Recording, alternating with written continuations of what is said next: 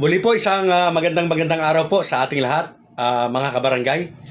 Ah, Meron po kasi akong nabasa kanina na komento doon po sa in-upload ko na content ay yung nagtatanong kung anong pwedeng gawin ng isang independyente para manalo.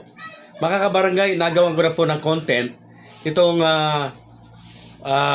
advantage at disadvantage ng isang independent candidate.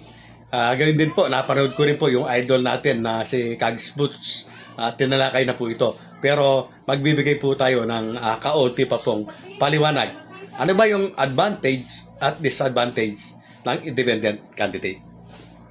Pero siyempre po, bago ang lahat, sa lahat po na mga gustong humabol na hindi pa po nakapag-subscribe sa aking channel, kayo po ay aking malugod na inaanyayahan na mag-subscribe, pakiclick po ang notification bell at all para palagi po kayong updated sa aking mga bagong videos. So ito po, para po lalo-lalo na nga sa mga hahabol po na independyente, isahin po natin yung disadvantage at advantage po nito. Kung ikaw po ay hahabol na independyente, yan ay depende po kung sino ka. Depende po kung ano ka. Halimbawa, isa pong kapitan na hindi na pwedeng humabol dahil 3-termer na siya. So gusto pa niyang maglingkod at hahabol po. Bababa bilang kagawad dahil hindi na nga po siya pwedeng humabol sa pagkakapitan. At yung mga kasama niya sa council ang naglaban. So nasa middle po siya. Ayaw niya makalaban ang bawat isa. Kaya ang gagawin niya, habol na lamang po bilang independyente na kagawad from kapitan.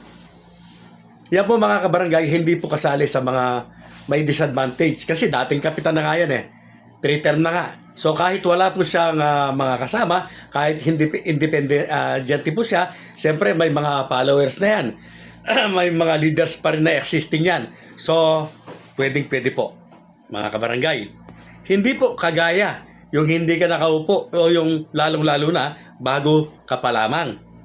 Kung bago ka pa lamang po nahahabol, halimbawa, kapitan ang hahabulin mo, wala kang mga kagawad. Mga kabarangay, yan po ay nagpapatunay na masasabi nating isa kang mahinang kandidato. Yes po, dahil kung ikaw nahahabol po na kapitan, kahit baguhan ka pa lamang, kung may kakayahan ka at alam po ng ilan na may panalo ka, malakas ka, pwede kang manalo, may tsansa, marami po yung mga hahabol po na kagawad na makikisali o makikisama sa iyo. So napaka-imposible po sa isang hahabol po na barangay captain na siya lang po ang mag-isa, wala siyang kagawad. At nabanggit ko na rin po sa aking content na kung yun nga po na humahabol po na kapitan ay hindi na kompleto yung 7 kagawad niya. Yes po, napakahirap po na manalo at yun po ay nagbabadya na isang mahinang kandidato. Yung ganong klase po na paghabol. Ibig ko po sabihin, hindi naman lahat. Kasi meron din naman na kahit malakas baka gusto 3, 4 lamang. Hindi po ba? So in general po mga kabarangay, kaya po kukumpletuhin ito. At yung mga malalakas po na kandidato sa pagkakapitan, kahit sila po ay mga baguhan pa lamang, mga kabarangay, nakita ko na po yan dito sa aming barangay. Kahit bago pa lamang siya, hindi pa naupo. Pero napakarami po yung mga nagiging kagawad niya. Minsan nga, sobra pa sa 7. Minsan nga, may 3 sets pa, may 2 sets. 7. Yes po. So, yan po yung mga masasabi nating disadvantage po ng isang hahabol po na independyente, yung wala kang makakatulong, wala kang makakasama. Kagaya po ng content ko po kanina, kung mayroon kang kasamang kapitan, halimbawa kagawad ang inahabol mo, mayroon kang kapitan at 6 po na kasama mo sa konseho, sa team. So mayroon ka po makakatulong, may dagdag boto ka na po ang timano. Hindi po kagaya kung ikaw lamang na mag-isa, independyente ka, lalong-lalo na po kagawad ang inyong hinahabol. Ang masasabi ko lamang po ay kung may budget ka, bakit hindi? Yan naman ang advantage ng kung may budget ka po, kung may gagamitin kang pera, kung may gagastusin ka. So, ang advantage mo kung independent kagawad ka, independent candidate ka bilang kagawad, hindi mo magiging problema yung magsosolo-solo, magkakalaban-laban sa bandang huli, at yung bagsakan system. So, advantage ka doon. Kaya lamang po, talagang napakahirap po ang humabol na independyente kung lalong-lalo na wala po tayong gagastusin. So yun nga po mga kabarangay, ang disadvantage nga po ng isang independyente, pwede ka pang mag-stage meeting, pwede ka pang mag-district by district, purok by purok, na ikaw lang mag-isa. Although kasama mo na, sabihin na natin yung mga leaders mo, kaya mo bang, yun nga po, mga panya na ikaw lamang ang gumagastos kung sakasakali? Mga kabarangay, hindi naman po sinasabi ko ito na wala nang panalo, ano po, yung independyente. Ang sinasabi ko po, napakaraming disadvantage ng pagiging independent candidate. Baka po kasi misinterpret ng lahat baka mayroong isang independent candidate dyan na nanalo na sasabihin hindi totoo yung sinasabi ko. Pero hindi po mananalo na independyente, kaya lang ay depende kung sino ka nga. Ito po ay na-experience ko na dito po sa amin. Isang kumpare ko po na isang talagang masasabi natin na isang magaling talaga na kagawad. Ano po, bagamat hindi na siya naka second term dahil sa mga yung dahilan nga po ay talagang napaka seryoso niya sa kanyang katungkulan. Magawa lamang yung tama, yung totoo, kahit marami ang magalit sa kanya at mawalan ng boto, ginagawa niya.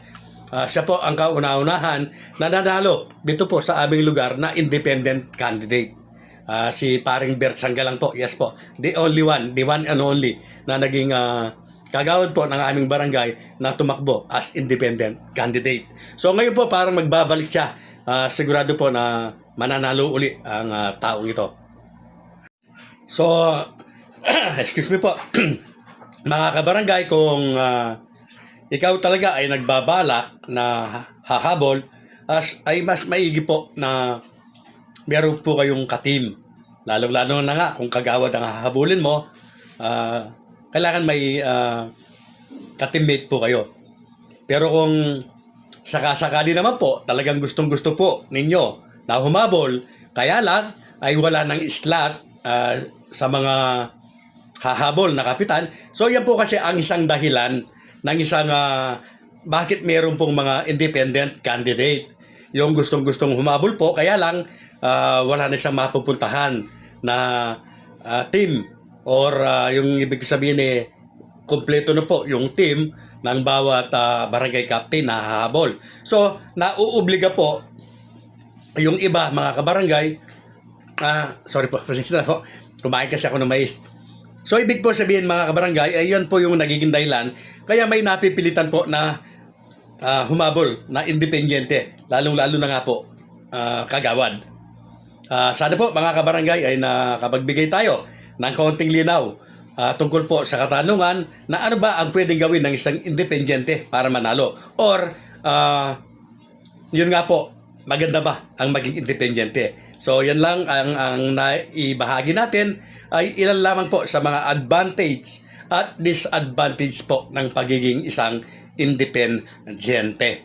Pero kung sakasakali naman po, kahit independent candidate kayo, talagang maganda yung simulain ninyo, nakapangampanya kayo ng maigi, may mga leaders, followers kayo, yes po, hindi po rin natin maiaalis na abot mo rin ang panalo. Uli po sa mga kabarangay na gustong humabol sa BSKE November 2, 2026, para sa inyo po yung aking mga tinatalakay at mga content. Kaya kung hindi pa po kayo nakapag-subscribe, kung napadaan lamang po kayo dito sa aking channel, kayo po ay aking malugod na inaanyayahan na mag-subscribe, pakiclick po ang notification bell at all para palagi po kayong updated sa aking mga bagong videos. At yung lagi po na sinasabi ko na malapit na po yung mga araw na i-content ko po kung paano po ninyo i-seminar ang inyong mga poll watchers. Ano ang gagawin nila? Ano ang magiging trabaho po nila? Yes po, napaka-importante po, mga kabarangay. ng ating mga kukunin na magbabantay sa ating mga boto, ang mga poll watchers. Muli po, maraming salamat po sa inyong pagtitiwala, sa inyong panonood at suporta.